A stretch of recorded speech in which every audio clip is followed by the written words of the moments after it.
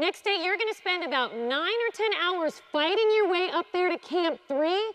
It's almost 24,000 feet. And then after you spend the night up there at Camp 3, guess where you go? Yes. Have you heard this before?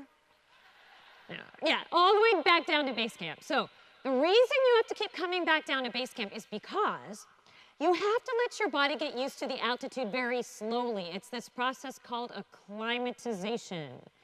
If someone were to magically drop you off on the summit of Mount Everest, if you could be dropped there by like a plane or a helicopter or something like that, you'd be dead in a matter of minutes from the altitude. So you have to move up this mountain really slowly just so your head doesn't pop off when you get to the very top.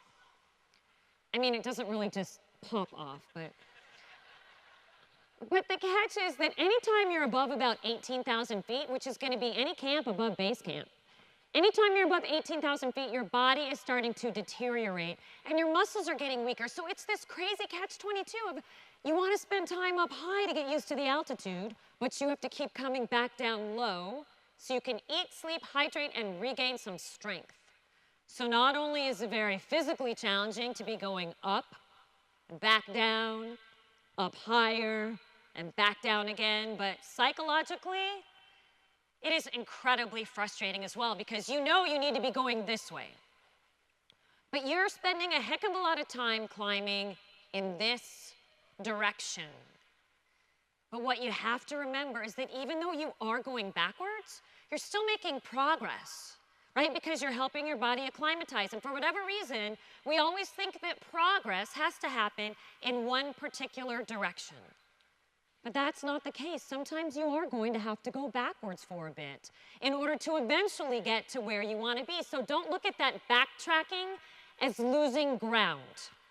Look at it as an opportunity to regroup, regain some strength, so you're better out of the gates the next time around. Backing up is not the same as backing down. That's right. So just beyond that point you see, the top part of the snow is the summit of Mount Everest. And that is where we turned around to go down.